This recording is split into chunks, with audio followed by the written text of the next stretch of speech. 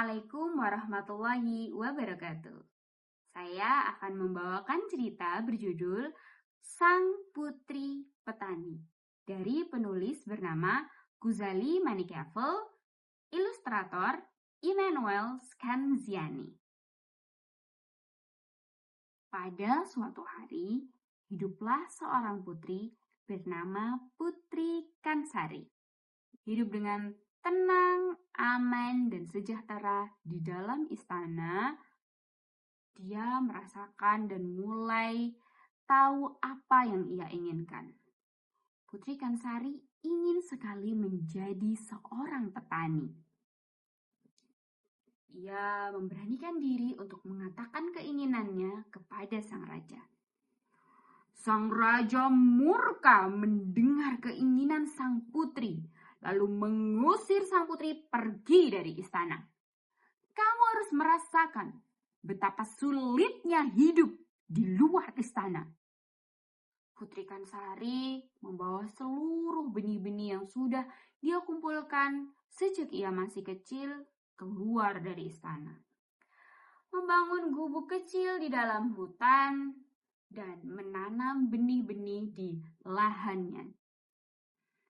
Tapi Putri Kansari tidak sendiri. Ia memiliki 3 sahabat. Si kucing yang membantunya untuk memberantas hama tikus, si laba-laba yang membantu untuk merawat gubuknya, dan si Nuri yang berkeliling istana untuk mencari kabar terbaru. Kabar tentang sang putri yang berhasil bertani dengan tanaman yang banyak dan subur, serta hidup tenang dan bahagia dengan sahabat-sahabatnya sampai kepada telinga Baginda Raja. Raja yang terusik dengan kabar tersebut menemui Dewa Indra, dewanya para raja. Ia mengatakan apa yang mengusik hati dan pikirannya. Dewa Indra mengatakan, tenang saja, aku akan mengirimkan kemarau kepada negerimu, sehingga tanaman-tanaman itu akan kering keronta. Mendengar kabar tersebut, si Nuri mengatakan kepada Putri Kansari. Lalu Putri Kansari dan juga sahabat-sahabatnya memindahkan tanaman tersebut ke tepi sungai. Saat kemarau itu datang, tanaman-tanaman tetap selamat karena di tepi sungai tanaman itu masih mendapatkan kelembapan. Dewa Indra yang mengetahui rencananya gagal membuat rencana selanjutnya, yaitu akan mengirimkan banjir. Burung Nuri yang mendengar hal tersebut mengatakan rencana Dewa Indra pada Putri Kansari. Putri dan juga sahabatnya memindahkan tanaman-tanaman tersebut di lereng bukit, sehingga saat banjir melanda, tanaman tersebut masih selamat. Dewa Indra tahu hal itu. Kemudian memiliki rencana selanjutnya, yaitu dengan mengirimkan jutaan tikus untuk menyerang tanaman-tanaman Putri Kansari. Lagi-lagi burung Nuri mendengarkan hal tersebut. Hal itu menjadi kabar gembira untuk sang kucing.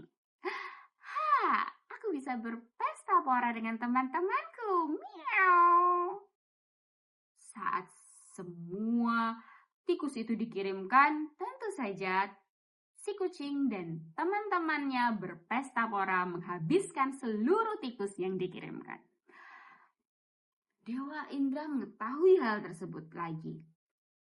Dan kemudian kali ini Dewa Indra mengatakan, akan kukirimkan burung-burung untuk menghancurkan tanaman-tanaman itu. Burung Nuri mendengar kabar tersebut. Kali ini, sang laba-laba mengajak seluruh teman-temannya untuk memimpal jaring lengket dan menangkap burung-burung tersebut. Dan rencana Dewa Indra gagal untuk menghancurkan tanaman Putri Kansari. Lalu, sang raja menyadari bahwa keadaan kerajaan mulai ada dalam krisis karena adanya kemarau, banjir, hama dan juga burung. Tidak ada tersisa lagi stok makanan karena tanaman di seluruh negeri, di seluruh kerajaan sudah hancur. Sang raja yang mulai gelisah menemui Dewa Indra dan mengatakan hal tersebut.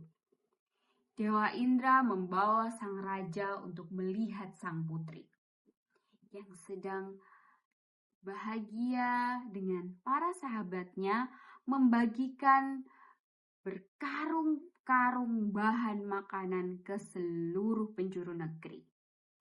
Dewa Indra mengatakan bahwa putrimu telah menyelesaikan masalah tersebut. Jadi kamu tidak perlu khawatir lagi. Lihatlah, seluruh rakyatmu sudah mendapatkan bahan makanan dari putrimu. Ternyata tidak harus ada di dalam istana kan untuk melakukan sesuatu kepada rakyat-rakyatmu. Sang raja yang sadar akan hal itu, bahwa dia mulai melakukan kesalahan kepada sang putri, menemui sang putri.